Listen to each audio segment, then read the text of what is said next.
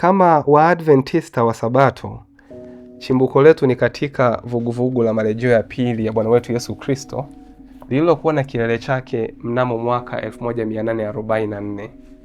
Na matukio yaliyotokea kuanzia mwaka 1844 mpaka kufikia mwaka 1888 ni matukio ya msingi sana kuzingatiwa ili kuelewa ujumbe wa mwaka 1888.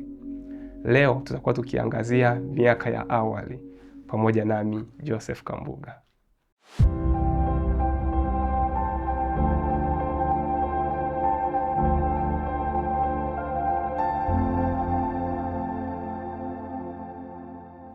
Tuombe. Bwana wetu Yesu Kristo, tunakushukuru sana kwa kutupatia fursa nyingine ya pekee kujifunza historia hii ya muhimu sana kwa ajili yetu. Tunaomba Roho yako Mtakatifu aweze kuwa pamoja nasi, akatufungue mioyo yetu kupokea ujumbe huu na kuishi na kutenda sawa sawa na vile unavyotuelekeza. Kwa jina la Yesu Kristo, amina. Mwaka 1844 ulishuhudia uamsho mkubwa sana wa kidini hususan nchini Marekani, japokuwa uamsho ule ulienea katika nchi na mabara mengine, kwa mfano Ulaya, Australia na Marekani ya kusini, na ulikuwa ni uamsho ambao ulikuwa ukiwavuta watu wengi sana kwa ajili ya kutazamia marejeo ya hivi karibuni ya Yesu Kristo. Katika historia yote ya Ukristo hakukuwahi kuwa na wakati ambapo watu walikuwa wakitazamia ujio wa hivi karibuni wa Yesu Kristo katika nyakati zao. Hilo jambo halikuwa limewahi kuonekana katika historia ya Ukristo. Lakini mwaka 1844 ilishuhudiwa hiyo. Na fungu ambalo lilikuwa likiwaongoza watu kuona ya kwamba marejeo Yesu Kristo yamekaribia sana kiasi hicho ni fungu linalopatikana katika kitabu cha Danieli sura ya 8 mstari wa 14, anaposema ya kwamba hata nyakati za jioni na asubuhi 2300 ndipo patakatifu patakapotakaswa. Kwa hiyo kutokana na kujifunza ujumbe wa unabii, wakazi wa dunia sehemu mbalimbali na hususan William Miller kule Marekani walishawishika ya kwamba Yesu Kristo alikuwa anakaribia kuja katika nyakati zao. Hivyo wakawa wakihubiri huku na kule kuambia watu ya kwamba Kristo anakuja hivi karibuni na kwamba walipaswa kujiandaa. Na kulikuwa na uamsho mkubwa sana wa kidini. Watu walikuwa wanaziacha dhambi zao, walikuwa wakimtafuta Yesu Kristo kwa maombi mengi na kwa kujichunguza nafsi, na kulishuhudiwa na badiliko kubwa kitabia na kimahusiano katika jamii kiujumla, ambapo ujumbe huu ulikuwa unahubiriwa kwa sababu watu walikuwa wanatamani kumpokea Bwana wao anayekuja hivi karibuni. Hususan kule Marekani ujumbe uliokuwa ukihubiriwa ulikuwa na ulifananishwa na kile kilio cha usiku wa manane kinachopatikana katika kitabu cha Mathayo sura ya 25 mstari wa 6, kipindi wale wanawali 10 walipokuwa kimsubiri bwana harusi wakalala usingizi, na ilipofika usiku wa manane wakasikia kwamba kuna kelele inasema, haya bwana harusi tokeni mwende kumlaki. Kwa hiyo Biblia inatueleza ya kwamba kuna baadhi walitoka kwenda kumlaki bwana harusi aliyekuwa amekawia, lakini wengine walichelewa kuingia. Kwa hiyo ujumbe uliokuwa unahubiriwa mwaka 1844 ulifananishwa na kisa hiki cha wanawali 10 na ukawa unaitwa ni ujumbe wa kilio cha usiku wa manane.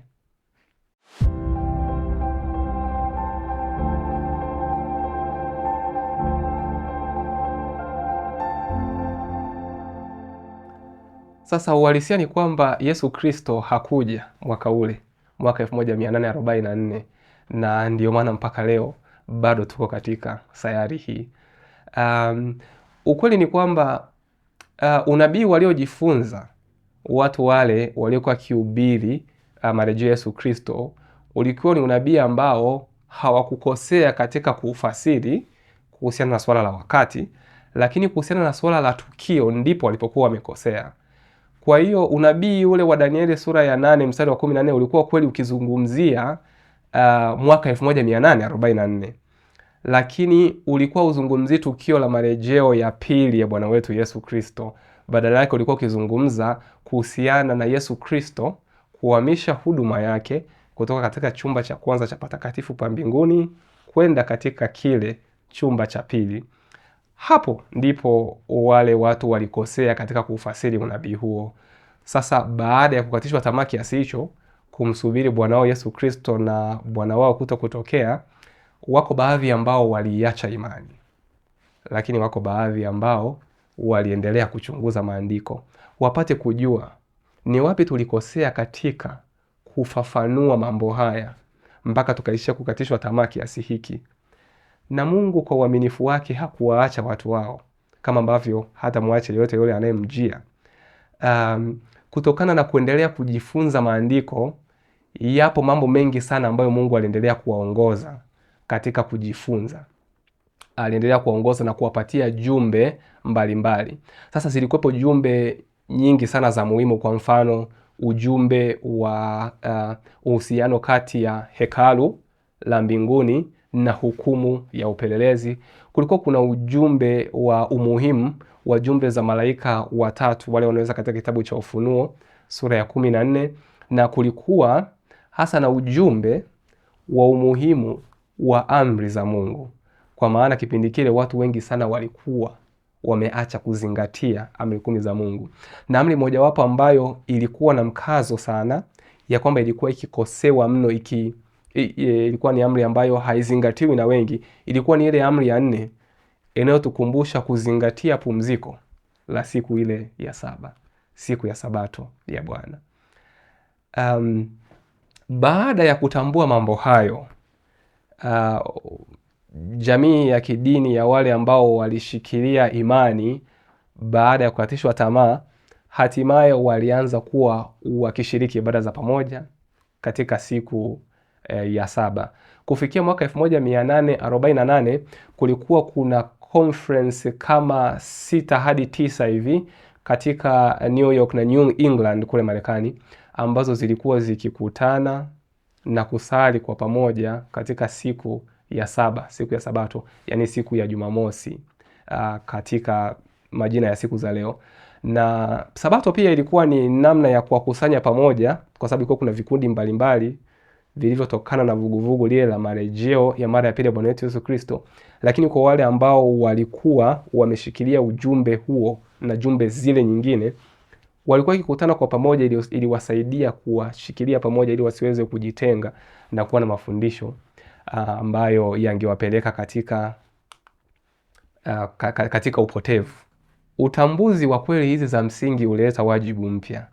Katika kipindi kile Sabato ilihubiriwa kwa nguvu sana, na watu wakapata kujua ya kwamba amri za Mungu bado zinapaswa kuzingatiwa hata katika kizazi hiki. Kwa hiyo juhudi kubwa sana zilifanyika kwa ajili ya kuzileta kweli hizi za msingi. Lakini kulikuwa kuna tatizo moja lililojitokeza katika ujumla wa jumuiya hii ya waumini wa kweli za kipindi hicho. Tatizo hilo lilikuwa ni kwamba kadri walivyokuwa wakiendelea kuhubiri umuhimu wa kuzingatia amri za Mungu, walisahau kuhubiri ujumbe wa muhimu sana uliokuwa unaambatana na huo. Nao ni ujumbe wa Yesu Kristo, haki ya Yesu Kristo. Na ujumbe wake Yesu Kristo ni wa muhimu sana kuambatanishwa na amri za Mungu, kwa sababu mtu atawezeshwa kuzitii amri zote za Mungu kupitia kuwa na haki ya Bwana wetu Yesu Kristo. Hilo ndilo jambo ambalo lilikuwa linakosekana.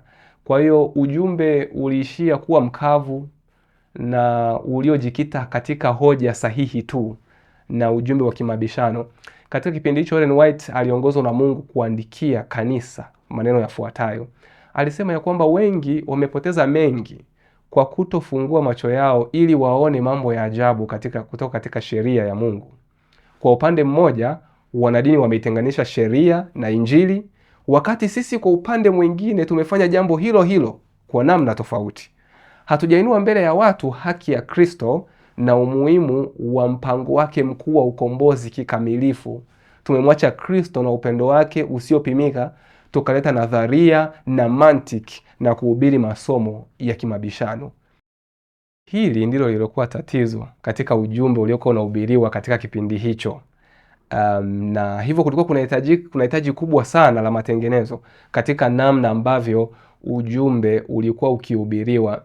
Mfano mzuri wa ujumbe wa namna ile wa kipindi kile ulipokuwa ukihubiriwa ni picha fulani iliyochorwa na mwanasanaa mmoja, na mwanasanaa kipindi kile wanampelekea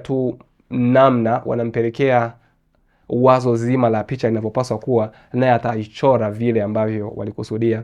Picha ile ilikuwa imekusudiwa kwa ajili ya kutumiwa kwenye juhudi za uongofu wa roho za watu, na ilipewa kichwa kinachosema njia ya uzima wa milele. Kwa hiyo ni picha ambayo ilikuwa inaonyesha watu njia ya uzima wa milele ni ipi. Sasa katika ile picha ilikuwa ikionyesha matukio mbalimbali kama vile anguko la mwanadamu na Kaini na Abili pale bustanini Edeni, na mpaka matukio mengine baada ya Kristo. Lakini katikati ya picha kulikuwa kuna mti mkubwa, na kwenye ule mti zilikuwa zimening'inia mbao 2 za mawe za amri 10. Yaani ujumbe uliokuwa unapatikana katika ile picha ni kwamba njia ya uzima wa milele ni kuzitii amri 10 za Mungu. Hiyo ndio ilikuwa inaonyesha kama ni njia ya uzima wa milele. Sasa hilo jambo kwa haraka unaweza usione kwamba lina shida, lakini baadaye kufikia mwaka 1881 James White alitambua ya kwamba hilo lilikuwa ni kosa kubwa sana. Akabadilisha mfumo wa ile picha na akampelekea mwanasanaa mmoja pale New York, akachora picha ya njia ya uzima wa milele kwa namna nyingine, na katikati ya ile picha ulikuwepo msalaba wa Yesu Kristo na Masihi amesulubiwa pale msalabani, ya kwamba yeye ndiye njia ya uzima wa milele. Kuna tofauti kubwa katika hayo. Njia ya uzima wa milele ni Bwana wetu Yesu Kristo, lakini huyo ndiye anayetuongoza kuzitii amri za Mungu.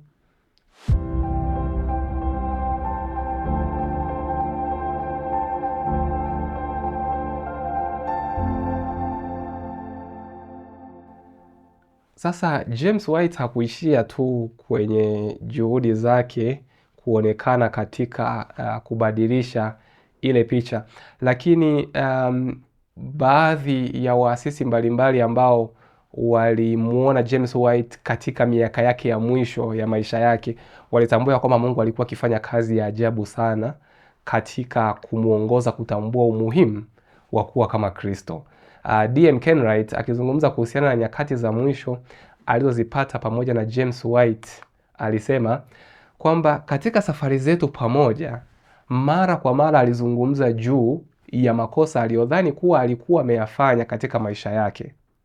Wakati tulipokuwa tukiomba pamoja, alilia kwa sababu ya makosa yale na kuomba kwa dhati kwa ajili ya rehema ya kuwa Mkristo wa kweli. Alitamani kuwa mvumilivu kwa ndugu zake na mwenye huruma zaidi kwa wale wanaokosea. James White aliona umuhimu wa kuwa na tabia kama Yesu Kristo, na ingekuwa ina mvuto gani katika kuwavuta wengine kwenye ukweli. Mwaka 1881 James White alifariki, lakini alikuwa amefanya kazi kubwa sana katika historia ya wanamarejeo, historia ya Waadventista kama ambavyo wengi wetu tunafahamu. Lakini hiyo ibadilishi uhalisia ya kwamba sehemu kubwa sana ya waumini bado walikuwa wakitazamia zaidi matendo yao kwa jinsi ambavyo wanawafanya waweze kupokelewa mbele ya Yesu Kristo. Na hali ya kanisa mpaka kufikia wakati huo ilikuwa inafananishwa na hali ya Laodikia kama ilivyoelezwa katika kitabu cha Ufunuo sura ya 3 kuanzia mstari wa 14 hadi wa 22. Neno la Mungu linasema juu ya hili kanisa la Laodikia kwamba Yesu Kristo anajitambulisha kwanza kwa kanisa la Laodikia kama shahidi aliye mwaminifu na wa kweli, mwanzo wa kuumbwa kwa Mungu. Kwa hiyo ushuhuda ambao Yesu Kristo anaotoa kanisa la Laodikia anasema kwamba ni ushuhuda wa nini? Wa kweli. Ushahidi wa kweli. Na anawaambia watu wa Laodikia kwamba wewe unasema ya kwamba mimi ni tajiri, nimejitajirisha wala sina haja ya kitu. Nawe hujui ya kuwa mnyonge, mwenye mashaka, maskini na kipofu na uchi. Ushauri ambao Yesu Kristo anatoa kwa kanisa la Laodikia, anawaambia nakupa shauri ununue kwangu dhahabu iliyosafishwa kwa moto. Hiyo inawakilisha imani iliyojaribiwa kwa moto. Anasema ili upate kuwa tajiri, na mavazi meupe upate kuvaa. Mavazi ya meupe yanawakilisha haki ya Yesu Kristo. na kuyavaa hayo mavazi meupe ili aibu ya uchi wako isionekane, na dawa ya macho ya kujipaka macho yako ili upate kuona. Hiyo inawakilisha Roho Mtakatifu, uwezo wa utambuzi wa mema na mabaya. Yesu Kristo anawashauri watu wa Laodikia kupokea ujumbe huo. Sasa kipindi kile cha miaka ya awali, si muda mrefu tu kutoka 1844, Ellen White alikuwa akiutumia ujumbe wa Laodikia kwa ajili ya kuzungumza na kanisa. Kufikia mwaka 1882 aliwaandikia Waadventista akawaambia ya kwamba kuna hali ya Laodikia inaendelea miongoni mwetu. Mpaka kufikia wakati huo, wale ambao waliendelea kuzishikilia kweli mpaka ng'ambo ya mwaka 1844 hawakuwa wakidhani ya kwamba maneno ya Biblia katika kitabu cha Ufunuo sura ya 3, maneno juu ya Laodikia yalikuwa ni kwa ajili yao. Walidhani ya kwamba maneno ya Laodikia yalikuwa ni maneno kwa wale ambao walikataa ujumbe wa mwaka 1844. Wao walidhani ya kwamba maneno yaliyopaswa kunena kwao ni maneno yale ya kanisa la Philadelphia, kanisa la 6 katika mfululizo ule wa makanisa 7 ya Ufunuo. Kwa hiyo walikuwa nasema ya kwamba sisi ni Philadelphia, lakini wale ndio Laodikia.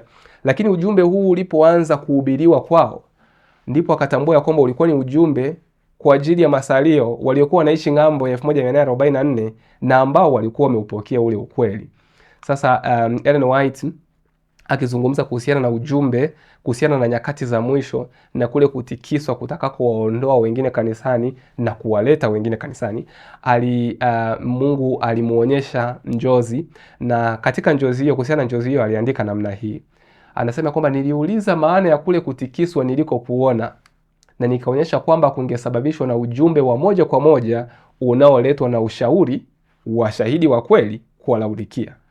Yaani ule ujumbe ambao Yesu Kristo anahubiri kwa Laodikia ndio ujumbe ambao ungeletwa kutikiswa. Anaendelea kwa kusema ya kwamba niliona kuwa ushahidi wa shahidi yule wa kweli haukuwa umeitikiwa hata nusu. Ushahidi wa pekee ambao umeshikilia hatima ya kanisa umechukuliwa kwa kawaida sana kama haujazingatiwa kabisa. Ushuhuda huu unapaswa kuleta toba ya kina. Wote watakaopokea kweli kweli wakautii, watautii na kusafishwa. Kwa hiyo Ellen White anasema ya kwamba ujumbe huu ukipokelewa, basi watu wataweza kusafishwa. Sasa ujumbe wa mwaka 1888 ulikuwa ni ujumbe ambao ungeleta mvua ya masika na marejeo ya Bwana. Na mapema mno katika historia yetu, mwaka huo 1852, Ellen White alikuwa akiwasihi watu kupokea ujumbe wa Laodikia, kuwa na toba ya kweli, kufanya matengenezo ndani ya maisha yao ili waweze kufanywa tayari kwa ajili ya kupokea Roho Mtakatifu kwa viwango vya mvua ya masika na kufanya tayari kwa ajili ya marejeo ya Bwana. Ellen White akizungumza katika wakati huo alisema ya kwamba unautazamia ujio wa Bwana mbali sana. Niliona ya kuwa mvua ya masika inakuja kwa ghafla sana, kama kilio cha usiku wa manane na kwa nguvu mara 10 zaidi. Sio nakikumbuka kilio cha usiku wa manane, ujumbe ule wa mwaka 1844. Akawa anasema ya kwamba mvua ya masika inakuja ghafla kama kilio cha usiku wa manane na kwa nguvu mara 10 zaidi. Mpaka sasa wengi bado tunautazamia ujio wa Kristo mbali mno. Tunaweza kusema kwa vinywa vyetu ya kwamba Kristo yuko karibu, lakini matendo yetu yanadhihirisha vinginevyo. Sasa Kristo anautazamia uamsho wa kweli ili hatimaye kazi yake iweze kukamilika. Je, unadhani utakuwa sehemu ya uamsho huo? Ni ombi letu ya kwamba unapoendelea kujifunza historia hii uweze kuona hitaji la kuwa katika uamsho huu wa pekee. Tuombe. Bwana wetu Yesu Kristo, tunakushukuru sana kwa ajili ya uamsho mkubwa sana ambao umekusudia kufanya ndani ya mioyo yetu kupitia kutufundisha haki ya mwanao Yesu Kristo. Tufundishe tuweze kupokea uamsho huo na kuimaliza kazi katika dunia hii. Kwa jina la Yesu Kristo, amina. Ulikuwa pamoja nami Joseph Kambuga. Mpaka wakati mwingine, uwe hodari katika Bwana na katika uweza wa nguvu zake.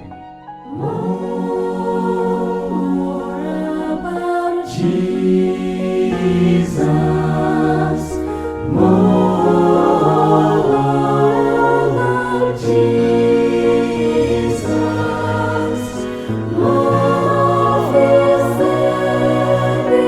Fullness, more